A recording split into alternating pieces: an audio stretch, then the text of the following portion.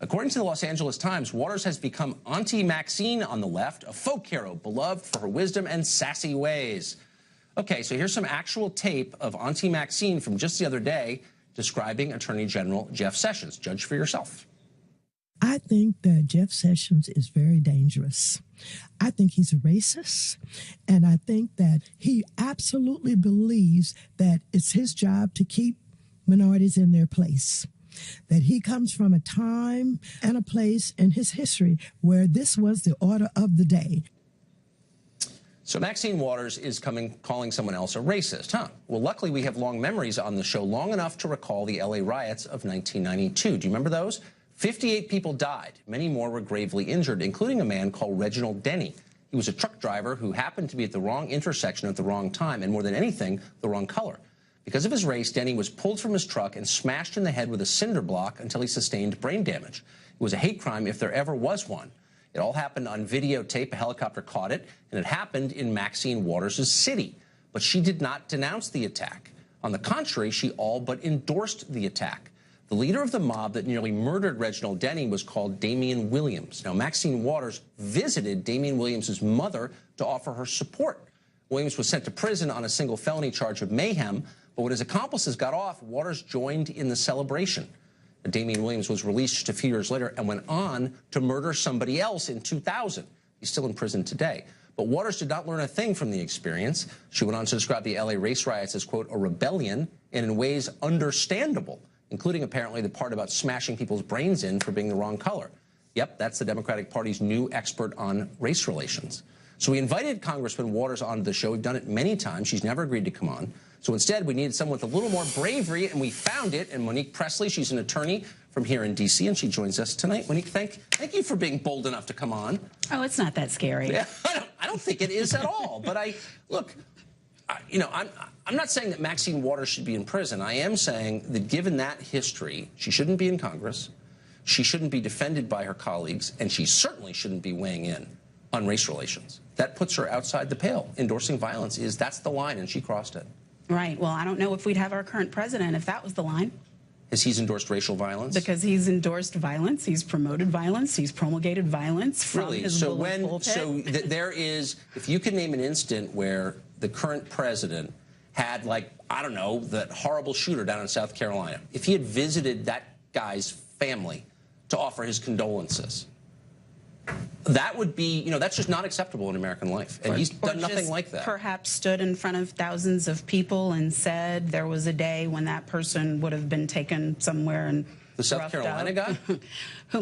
I mean, how many different, I was about to call them protests, but they weren't. They were rallies. How many different rallies were there where people were put out for doing what it is their right to do, which is protesting, and we had from then candidate Trump, now President Trump, an insistence upon the fact that the people in the crowd were right to cheer, to want them thrown out. So what I'm saying is that is your argument that's that not the line. That's not the, so it's okay now is what you're saying. No, I'm not saying that it's okay. What I'm saying is that you said if a person was willing to support or encourage racial violence, yes. Violence is what you said, that I'm saying that they don't deserve to be in office. I'm saying that there are a lot of things that we say that's bigoted, that's racist, whatever, and we can debate what those are. But if you have a person who was nearly murdered simply because of the color of his skin, any color, you can't congratulate that person, in effect. And she did.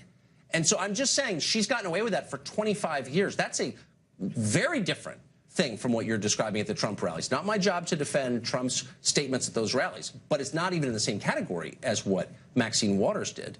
And my only point is, how can she be a folk hero on the left if she did something like that? Right. And I guess what I was saying is I don't understand how President Trump can be president of the United States for the many and sundry things that he's done. But our voters are the ones who decide who should and should not be in office. So when you're saying how can someone be in office, the answer to that always is that unless I'm not asking that question. You're saying I think they that don't deserve to be in office. I'm not saying that. Okay. I'm not arguing against democracy. But you did say that she didn't deserve to be in office. I don't think she ought to be in office, but what I really don't think is that she ought to have the adulation or even the cover of her colleagues, fellow Democrats, and I find it inexplicable that she would be held up as some sort of fountain of wisdom on racial matters.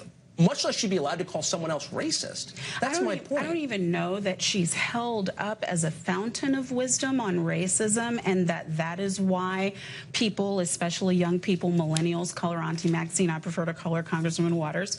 But what I'm saying is that the people on the left have reasons. They believe that she is a listener to the issues of the day, and I think that that's correct. And then I also think that she has a right to say what she thinks. And in the clip that you played, she said, "I think this, and I think that." These are straw men, as you know. I'm not contesting anyone's right to say what he or she thinks or to run for office or be elected. Obviously, I'm not a liberal, so therefore I believe in free speech and democracy. But let me just ask again a really simple question. We're at a moment of maximum political tension where people are really starting to hate each other. I think we're moving toward like a real separation in this country. You think we're moving toward I do think that. I think things are getting too intense, is my point. Here's the point I'm making. Were they less intense 200 years ago? Look, were they less intense 100 years ago?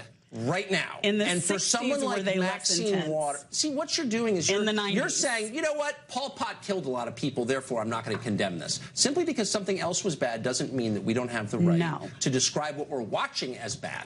And I'm saying to call the Attorney General as a racist with no evidence is insane. You can describe it as bad, but I'm actually listening to what you're saying, and what you said is that we're moving towards something, and I think that if you look at the continuum of our history, that's just not true. Okay. If we could end the history lecture really quick. Look, we could debate this, and I think it's a valid question. My only point is, look, things are getting super intense, and it's bad. It's bad for the country, and at some point, people are going to get hurt if it doesn't decelerate. And she's adding to it. That's true. I think what things are getting is vocalized. I think that people who were once marginalized and oppressed now have a voice, and they're using it, and the manner in which they use it, whether on the right or on the left, is a way that offends some.